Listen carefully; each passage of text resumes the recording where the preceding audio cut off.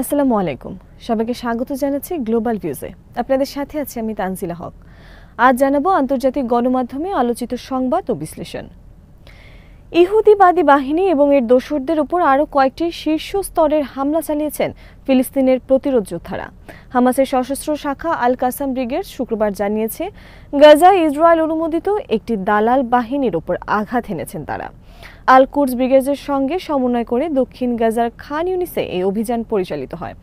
আল কাসামের এক বিবৃতিতে বলা হয়, দালাল ইউনিটটি ইউরোপিয়ান হাউজিং এলাকার একটি আবাসিক ভবনে লুকিয়েছিল। ফিলিস্তিনি প্রতিরোধ যোদ্ধারা টিবিজি অ্যান্টি ফর্টিফিকেশন শেল এবং অ্যান্টি পার্সোনাল প্রজেক্টাইল দিয়ে সেখানে আঘাত হানেন। এতে কয়েকজন ইসরায়েলি দালাল নিহত হন। এ সময় আশেপাশের এলাকায় দখলদার বাহিনী ও প্রতিরোধ যোদ্ধাদের মধ্যে কয়েক ঘণ্টা ধরে লড়াই চলে। অন্য এক ঘটনায় খান ইউনিসের দক্ষিণে আল ফুখারি এলাকার আবু দাকা জংশনে ইসরায়েলি সেনা সমাবেশ এবং তাদের যুদ্ধযানগুলোতে এক ঝাঁক মর্টারশেল নিক্ষেপ করে আল কুদস ব্রিগেডস। শুক্রবার ইসরায়েলি সেনাবাহিনী স্বীকার করেছে, গাজার উত্তর ও দক্ষিণ সেক্টরে প্রতিরোধ যোদ্ধাদের হামলায় তাদের দুই সেনা গুরুতর আহত হয়েছেন। আল কুদসের বরাতে ইরানের মেহের নিউজ জানিয়েছে, এদিন খান ইউনিসে প্রতিরোধ যোদ্ধাদের হামলায় কমপক্ষে 10 জন ইসরায়েলি সেনা হতাহত হন। গাজায় চলমান আগ্রাসনের জবাবে ইয়েমেনের হুথি আনসার আল্লাহর নেতৃত্বাধীন সশস্ত্র বাহিনী আবারও ইসরায়েলে হামলা চালিয়েছে। ইসরায়েলের অতি গুরুত্বপূর্ণ বিমানবন্দর তেল আবিবের বেন গুরিয়নে হাইপারসনিক ক্ষেপণাস্ত্র দিয়ে আঘাত এনেছেন তারা।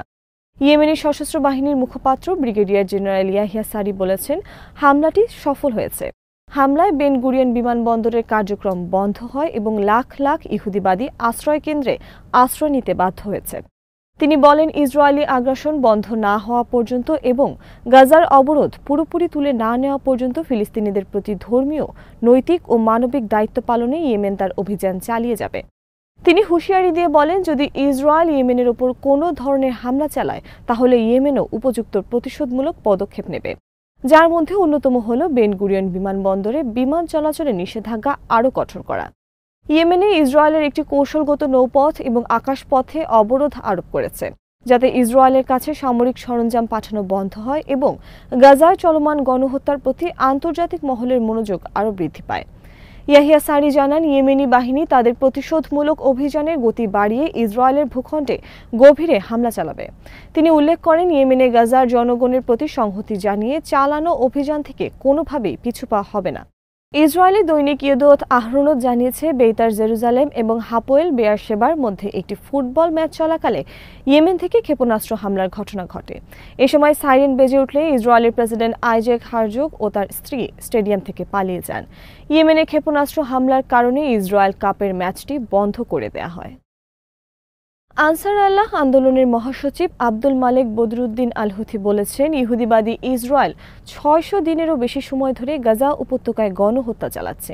এর জবাবে গাজার সমর্থনে আমাদের পরবর্তী ধাপের অভিযান আরও কার্যকর হবে। তিনি বলেন, ইসরায়েলের প্রতিক্রিয়া যত কঠোরই হোক না কেন, প্রিয় ফিলিস্তিনি জনগণের সমর্থনে ইয়েমেনি জনগণের অবস্থানে কোনো পরিবর্তন আসবে না। আল হুথি বলেন, এ সপ্তাহে আমরা ইসরায়েলের গভীরে 14টি ক্ষেপণাস্ত্র ও ড্রোন দিয়ে অভিযান পরিচালনা করেছি। ইসরায়েলের জাফা, হাইফা, আশকেলেন এবং উম্মে আল রাশাসে ইসরায়েলি লক্ষ্যবস্তুতে আঘাত করা হয়েছে। লোহিত সাগর ইসরায়েলি বাহিনীর জন্য বন্ধ করে দেওয়া হয়েছে, সেখানে ইসরায়েলি শত্রুদের জন্য নৌযান চলাচল নিষিদ্ধ রয়েছে।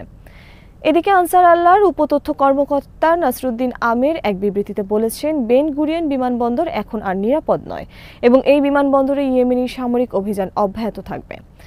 নাসরুদ্দিন আমেরের মতে, গাজায় হামলা বন্ধ ও অবরোধ প্রত্যাহার না হওয়া পর্যন্ত সব বিদেশি বিমান সংস্থার উচিত তাদের নিজেদের ও যাত্রীদের নিরাপত্তার জন্য বেন গুরিয়ন বিমানবন্দর এড়িয়ে চলা। গাজা উপত্যকায় ইসরায়েলি গণহত্যা নিয়ে আন্তর্জাতিক সম্প্রদায়ের তীব্র ক্ষোভের মধ্যে পশ্চিম তীরে রামাল্লাহ সফরে যাচ্ছেন সৌদি আরবের পররাষ্ট্রমন্ত্রী প্রিন্স ফয়সাল বিন ফারহান। ইসরায়েলি প্রতিরক্ষা মন্ত্রী ইয়োভ গালান্ত পশ্চিম তীরে ইহুদি ইসরায়েলি রাষ্ট্র নির্মাণের পরিকল্পনা ঘোষণা করার কয়েকদিনের মধ্যেই এই সফর অনুষ্ঠিত হচ্ছে। এটি হতে যাচ্ছে 58 বছরের মধ্যে প্রথমবারের মতো কোনো শীর্ষ সৌদি কূটনীতিকের পশ্চিম তীর সফর, যা ফিলিস্তিন ইস্যুতে সৌদি আরবের উল্লেখযোগ্য কূটনৈতিক পদক্ষেপ হিসেবে বিবেচিত হচ্ছে।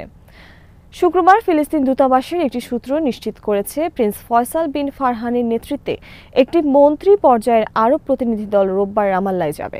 তবে প্রতিনিধি দলকে পশ্চিম তীর সফরে যেতে বাধা দেওয়া হবে বলে জানিয়েছেন এক ইসরায়েলি কর্মকর্তা। সিএনএন বলছে, সৌদি আরব, সংযুক্ত আরব আমিরাত, মিশর, জর্ডান, কাতার এবং তুরস্কের মন্ত্রীদের সমন্বয়ে প্রতিনিধি দলটি রামাল্লা সফর করার কথা রয়েছে। কিন্তু ফিলিস্তিনি কর্তৃপক্ষের সঙ্গে বৈঠকে যোগ দিতে ইসরায়েলের অনুমোদন প্রয়োজন, কারণ ইসরায়েল পশ্চিম তীরে প্রবেশাধিকার নিয়ন্ত্রণ করে। ওই ইসরায়েলি কর্মকর্তা এই সফরকে উস্কানিমূলক অভিহিত করে বলেন, ইসরায়েলের নিরাপত্তার ক্ষতি সাধনের লক্ষ্যে নেয়া এ ধরনের পদক্ষেপ তারা সহযোগিতা করবেন না। ইসরায়েল ফিলিস্তিনি সংঘাত নিয়ে গবেষণাকারী থিঙ্ক ট্যাঙ্ক টিপ পলিটোগ্রাফির প্রধান শাওল আরিলি বলেন, 1967 সালে ইসরায়েল পশ্চিম তীর দখলের পর এটি হবে প্রথম উচ্চ পর্যায়ের আরব প্রতিনিধি দলের সফর। তিনি সিএনএনকে বলেন, এই সফর গাজা যুদ্ধ শুরুর পর ফিলিস্তিনি কর্তৃপক্ষের প্রতি সৌদির সমর্থন বৃদ্ধির বিষয়টি তুলে ধরছে। সংঘাত শুরুর পর থেকে সৌদিরা স্পষ্ট করে বলেছেন, তারা 67 সালের সীমানা অনুযায়ী দ্বিরাষ্ট্রভিত্তিক সমাধানকে সমর্থন করেন। ফিলিস্তিন ইস্যুতে দ্বিরাষ্ট্রভিত্তিক সমাধান এবং ফিলিস্তিন রাষ্ট্রের স্বীকৃতি দেওয়া নিয়ে বেশ সোচ্চার ফরাসি প্রেসিডেন্ট ইমানুয়েল ম্যাক্রো। কিছুদিন আগেই তিনি গাজায় ইসরায়েলি আগ্রাসন বন্ধের আহ্বান জানান এবং ফিলিস্তিনকে রাষ্ট্র হিসেবে তার দেশ স্বীকৃতি দেবে বলে ঘোষণা দেন। তারই জেরে এবার তিনি বলেছেন, ফিলিস্তিন রাষ্ট্রকে স্বীকৃতি দেওয়া শুধু একটি নৈতিক দায়িত্বই নয়, বরং রাজনৈতিক প্রয়োজনও বটে। শুক্রবার সিঙ্গাপুরের শাংরি-লা ডায়ালগ নিরাপত্তা সম্মেলনের আগে এক সংবাদ সম্মেলনে তিনি বলেন, গাজা উপত্যকার মানবিক পরিস্থিতি যদি অবিলম্বে উন্নত না হয়, তাহলে ইউরোপীয় দেশগুলোর উচিত ইসরায়েলের বিরুদ্ধে সম্মিলিত অবস্থান আরও কঠোর করা। ম্যাক্রো বলেন, আগামী কয়েক ঘন্টা ও কয়েকদিনের মধ্যে আমাদের কাজ সারতে হবে। তার ভাষায়, ইসরায়েল যদি যথাযথ প্রতিক্রিয়া না দেখায়, তাহলে আমাদেরকে তথাকথিত আত্মরক্ষার অধিকারের ধারণাকে ত্যাগ করে নিষেধাজ্ঞা আরোপের পথেই যেতে হবে। এদিকে ইউরোপীয় দেশগুলোকে ইসরায়েলের বিরুদ্ধে কঠোর অবস্থান নেওয়ার আহ্বানের পর ফরাসি প্রেসিডেন্টের বিরুদ্ধে ইহুদি রাষ্ট্রবিরোধী ধর্মযুদ্ধ চালানোর অভিযোগ তুলেছে ইসরায়েল। শুক্রবার এক বিবৃতিতে ইসরায়েলের পররাষ্ট্র মন্ত্রণালয় বলেছে, জিহাদি সন্ত্রাসীদের ওপর চাপ প্রয়োগের বদলে ম্যাক্রো তাদের একটি ফিলিস্তিনি রাষ্ট্র উপহার দিতে চান। সন্দেহ নেই, ওই রাষ্ট্রের জাতীয় দিবস হবে 7 অক্টোবর। এর মাধ্যমে 2023 সালের হামাসের হামলার প্রতি ইঙ্গিত করা হয়েছে, যে হামলার সূত্র ধরে গাজায় গণহত্যা শুরু করে ইসরায়েল। স্পেনের প্রধানমন্ত্রী পেদ্রো সানচেজ ইউরোপীয় দেশগুলোকে দখলদার ইসরায়েলের অস্ত্র রপ্তানি বন্ধ করার আহ্বান জানিয়েছেন। তিনি ইউরোপীয় ইউনিয়নের সব সদস্য দেশের উদ্দেশ্যে বলেছেন, ইসরায়েলের সঙ্গে সব ধরনের অংশীদারিত্ব চুক্তি স্থগিত করুন এবং ইসরায়েলের কাছে অস্ত্র রপ্তানি বন্ধ রাখুন। স্পেনের প্রধানমন্ত্রী আরও বলেন, গাজায় সামরিক অভিযান আন্তর্জাতিক মানবিক আইনের স্পষ্ট লঙ্ঘন এবং 50,000-এর বেশি মানুষের হত্যাকাণ্ডের বিষয়ে চুপ থাকা যায় না। এদিকে 300 জনেরও বেশি ব্রিটিশ ব্যক্তিত্ব সে দেশের প্রধানমন্ত্রী কিয়ার স্টারমারকে একটি চিঠি লিখে গাজা উপত্যকায় ইসরায়েলি হত্যাযজ্ঞে লন্ডনের সম্পৃক্ততার অবসান ঘটানোর আহ্বান জানিয়েছেন। চিঠিতে স্বাক্ষরকারীরা ব্রিটিশ সরকারকে বলেছেন, ইসরায়েলের কাছে অস্ত্র বিক্রি স্থগিত রাখতে হবে এবং গাজায় অবিলম্বে মানবিক সাহায্যে প্রবেশের অনুমতি দেওয়ার জন্য ইসরায়েলকে চাপ দিতে হবে। এর আগে ব্রিটেনের 800 জনেরও বেশি আইনজীবী, শিক্ষাবিদ এবং বিচারক প্রধানমন্ত্রী স্টারমারকে একটি চিঠি পাঠিয়ে আন্তর্জাতিক আইন মেনে ইসরায়েলের বিরুদ্ধে ব্যবস্থা নেওয়ার আহ্বান জানিয়েছিলেন। হোয়াইট হাউস জানিয়েছে, গাজায় যুদ্ধবিরতির একটি নতুন প্রস্তাবে অনুমোদন দিয়েছে ইসরায়েল। তবে হামাস বলেছে, এই প্রস্তাবে তাদের দাবিগুলো পূরণ হয়নি। হোয়াইট হাউস বলেছে, মার্কিন প্রেসিডেন্ট ডোনাল্ড ট্রাম্প এবং দূত স্টিভ উইটকফ হামাসের কাছে একটি যুদ্ধবিরতির প্রস্তাব পাঠিয়েছেন, যেটি ইসরায়েল অনুমোদন করেছে। White house press secretary Karoline Leavitt বলেন, ইসরায়েল এই প্রস্তাবে সম্মতি দিয়েছে, এরপর সেটি হামাসের কাছে পাঠানো হয়েছে। হামাসের রাজনৈতিক ব্যুরোর সদস্য বাসেম নাইম বলেছেন, প্রস্তাবের নতুন সংস্করণটি হত্যা ও দুর্ভিক্ষের ধারাবাহিকতা নিশ্চিত করে এবং আমাদের জনগণের কোনো দাবি পূরণ করে না। বিশেষ করে যুদ্ধ বন্ধের প্রশ্নে এতে সুনির্দিষ্ট কিছু নেই। তিনি বলেন, তবুও হামাসের নেতৃত্ব এই প্রস্তাব জাতীয় দায়িত্ববোধের সঙ্গে বিবেচনা করছে। হামাসের ঘনিষ্ঠ একটি সূত্র জানায়, নতুন প্রস্তাবকে পূর্ববর্তী প্রস্তাব থেকে এক ধাপ পিছিয়ে যাওয়া হিসেবে দেখা হচ্ছে, যেখানে স্থায়ী যুদ্ধবিরতি নিয়ে আলোচনার বিষয়ে মার্কিন প্রতিশ্রুতি ছিল। আলোচনার সঙ্গে যুক্ত দুইটি সূত্র জানিয়েছে, নতুন প্রস্তাব অনুযায়ী প্রথম সপ্তাহে 10 জন জীবিত বন্দী ও 9টি মরদেহ মুক্তির বিনিময়ে ফিলিস্তিনি বন্দীদের মুক্তি দেওয়া হবে এবং যুদ্ধবিরতি 60 দিনের জন্য কার্যকর থাকবে, যা 70 দিন পর্যন্ত বাড়ানো যেতে পারে। হামাসের আরেক শীর্ষস্থানীয় কর্মকর্তা সামি আবু জুহরি রয়টার্সকে বলেছেন, নতুন প্রস্তাবে ইসরায়েলের পক্ষ থেকে যুদ্ধ বন্ধের, গাজা থেকে সেনা প্রত্যাহারের কিংবা অবাধ মানবিক সাহায্যের অনুমতির কোনো নিশ্চয়তা নেই, যা হামাসের আবশ্যিক শর্ত। হামাসের পক্ষ থেকে জানানো হয়েছে তারা প্রস্তাবটি পর্যালোচনা করছেন এবং শিগগিরই এর প্রতিক্রিয়া জানাবেন। এদিকে হামাস ও ইসরায়েলের মধ্যে যুদ্ধবিরতি চুক্তির আলোচনা চূড়ান্ত পর্যায়ে রয়েছে বলে জানিয়েছেন ট্রাম্প। শুক্রবার হোয়াইট হাউসে তিনি বলেন, যুদ্ধবিরতি এবং বন্দি বিনিময় চুক্তিতে পৌঁছানোর খুব কাছাকাছি রয়েছেন মধ্যস্থতাকারীরা। ট্রাম্প বলেন, আমরা আপনাদের দিনের বেলায় অথবা হয়তো আগামীকাল এই বিষয়ে জানাবো। এ নিয়ে চুক্তির সম্ভাবনা তৈরি হয়েছে। ইরানের মেহের নিউজ জানিয়েছে, ইসরায়েলের বিমান হামলায় বৃহস্পতিবার সন্ধ্যা থেকে শুক্রবার সন্ধ্যা পর্যন্ত গাজায় 72 ফিলিস্তিনি নিহত হয়েছেন। আহত হয়েছেন আরও 278 জন। এর মাধ্যমে 2023 সালের অক্টোবরে গাজা ইসরায়েলি হামলা শুরুর পর থেকে এ পর্যন্ত অন্তত 54,321 ফিলিস্তিনি নিহত হলেন, যাদের অধিকাংশই শিশু ও নারী। গাজার স্বাস্থ্য মন্ত্রণালয় শুক্রবার এক বিবৃতিতে বলেছে, নিহত ও আহতের প্রকৃত সংখ্যা আরও বেশি, কারণ অনেকেই ধ্বংসস্তূপের নিচে চাপা পড়ে আছেন এবং ইসরায়েলি প্রতিবন্ধকতার কারণে তাদের উদ্ধার করা সম্ভব হচ্ছে না।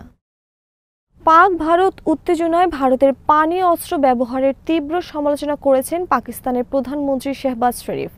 শুক্রবার ভারতকে সতর্ক করে দিয়ে তিনি বলেছেন, সিন্ধু পানি চুক্তি স্থগিত রেখে সংকীর্ণ রাজনৈতিক স্বার্থ হাসিলের জন্য লাখ লাখ মানুষের জীবন বিপন্ন করা পাকিস্তানের কাছে রেড লাইন।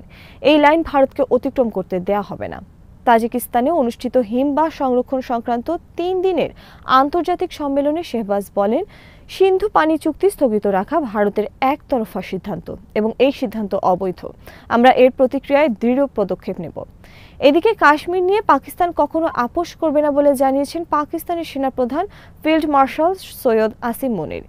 কাশ্মীর নিয়ে কোনো রকম চুক্তিও সম্ভব নয় বলে মন্তব্য করেন তিনি।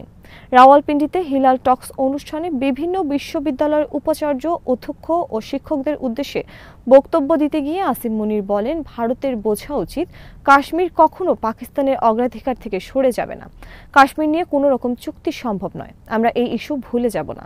সেনাপ্রধান আরও বলেন, কাশ্মীর কোনো দ্বিপাক্ষিক নয়, বরং একটি আন্তর্জাতিক ইস্যু এবং বহু দশকের চেষ্টার পরও ভারত সেটিকে চাপা দিতে ব্যর্থ হয়েছে। তিনি বলেন, ভারতের অভ্যন্তরীণ সন্ত্রাসবাদ বাড়ার জন্য দেশটির নিজস্ব নীতিই দায়ী, বিশেষ করে মুসলিম সহ সংখ্যালঘুদের ওপর দমন পীড়ন।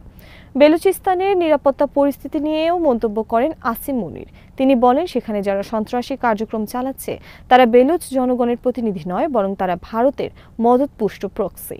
বেলুচদের সঙ্গে এসব সন্ত্রাসীর সম্পর্ক নেই। তারা ভারতীয় স্বার্থে কাজ করছে। আমরা রাষ্ট্রবিরোধী এই সন্ত্রাসীদের নির্মূল করব।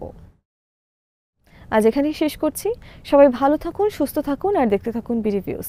চ্যানেলটি ভালো লাগলে সাবস্ক্রাইব করুন। সংযুক্ত থাকুন আমাদের ফেসবুক পেজে। আল্লাহ হাফেজ।